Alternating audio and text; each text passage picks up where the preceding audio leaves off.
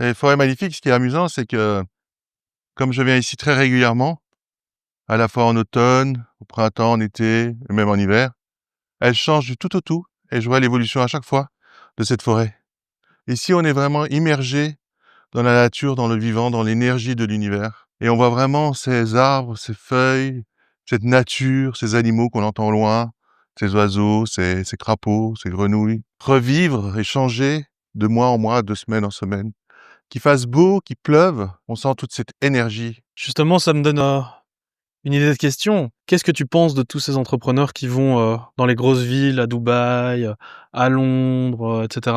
et qui du coup un peu se coupent de la nature? Je pense qu'il y a des moments où il faut effectivement se ressourcer dans les villes, parce qu'il y a une énergie très spéciale, puis on est connecté avec la société humaine, et il y a des moments où il faut se déconnecter de, de la civilisation, j'ai envie de dire, et se plonger dans la nature, parce qu'au fond, nous sommes les fruits de la nature. Donc je crois que comme pour toute chose raisonnable, il faut savoir se partager, se donner à la nature, se ressourcer, mais aussi évidemment jouir des villes, des voyages et des grandes villes. Et Mais les je parle entrepreneurs, maintenant d'un point de vue purement business. il y a le temps de la réflexion et il y a le temps de l'action. Le temps de la réflexion, effectivement, il peut se faire dans une balade en forêt, au bord de la mer, dans la nature, si on aime la montagne. Et le temps de l'action, il se fait plutôt dans une ville, devant un ordinateur, connecté au monde, connecté à l'énergie de la société, connecté à l'énergie de l'économie. Donc, il y a 2 temps. Faut réfléchir, puis il faut agir. Ok. La ville, c'est plus pour agir. La nature, c'est plus pour réfléchir, être créatif, se plonger en soi-même, trouver des solutions, trouver des réponses. Puis il faut articuler tout ça dans des actions efficaces. Ok, et quelle place occupe finalement la créativité, comme tu dis, dans la vie d'un entrepreneur, dans son processus de travail? Mais il y a quelque chose que les gens oublient, c'est que tout vient toujours d'une idée. Mais l'idée suffit pas. Plein de gens ont plein d'idées et tout le temps des idées. Combien de fois je rencontre pas des gens qui me disent, Nico, j'ai envie de monter tel business de telle manière, j'ai eu telle idée de tel produit, etc. Et puis je les revois quelques mois après ou même quelques années après, ils ont jamais rien fait. Les idées sont indispensables, mais c'est pas suffisant. Les idées sont nécessaires, mais sont pas suffisantes. Et il faut d'abord, effectivement, créer le monde dans sa tête avant de créer le monde dans la réalité. Mais si on crée pas le monde dans la réalité, il se passe rien. Il suffit pas de dire: «Je vais lancer tel produit, je vais ouvrir telle société, j'ai telle idée». Non, ça c'est bien, c'est un premier pas. Mais après, il faut mettre tout ça en œuvre. Et les vrais entrepreneurs, les entrepreneurs efficaces, c'est ceux qui arrivent de passer des idées à la réalisation. Et le plus difficile, c'est pas les idées, tout le monde a des idées. Le plus difficile, c'est la réalisation, justement. Mmh. Donc le passage à l'action, c'est ce qu'il y a de plus important. C'est pas ce qu'il y a de plus important. Il y a toujours une hiérarchie, il y a rien qui est plus important. Les idées, c'est aussi important que le passage à l'action. L'un sans l'autre, ça marche pas. Il faut d'abord imaginer ce qu'on veut, puis créer ce que son imagination a produit.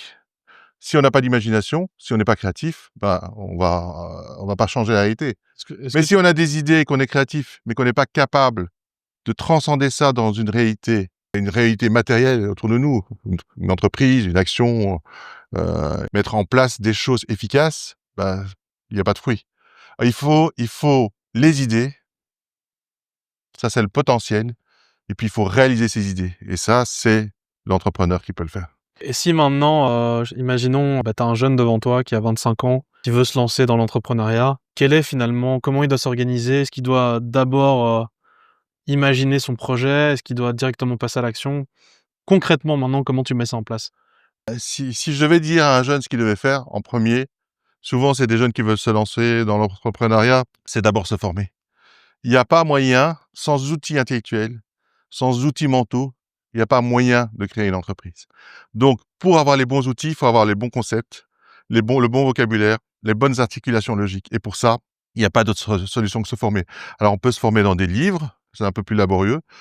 On peut se former en prenant ce qu'il y a sur YouTube et sur, les vidéos qu'on peut trouver gratuitement, c'est une solution.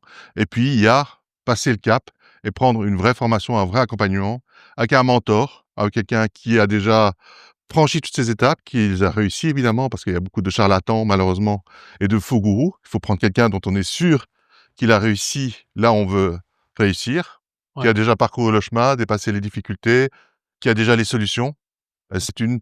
C'est un raccourci qui permet d'aller plus vite pour être entrepreneur. Mais en tout cas, il faut se former d'une manière ou d'une autre. Si on n'a pas les moyens, il faut se former gratuitement. Si on a les moyens, prendre un coach, un mentor, un accompagnement, c'est le plus efficace. OK, génial. Pour terminer cette vidéo, est-ce que tu as peut-être un dernier conseil? C'est d'être discipliné, un minimum. Alors il faut pas exagérer non plus dans la discipline, parce qu'il y en a qui disent, «Il faut se lever à 6 heures du matin, prendre une douche glacée, travailler du matin au soir, se recoucher et recommencer». Moi, je suis pas pour cette philosophie-là. Je pense qu'il faut respecter la nature humaine. Donc il faut de la discipline, de la régularité et le mieux, c'est ce que je conseille à tous mes élèves et ceux qui réussissent, c'est ceux qui le font, c'est de travailler régulièrement, mais ne pas s'étouffer à la tâche non plus. Voilà, 1 à 2 heures par jour, on bosse régulièrement et on monte son business. Merci beaucoup. Avec plaisir. Ciao, ciao. Ciao, ciao.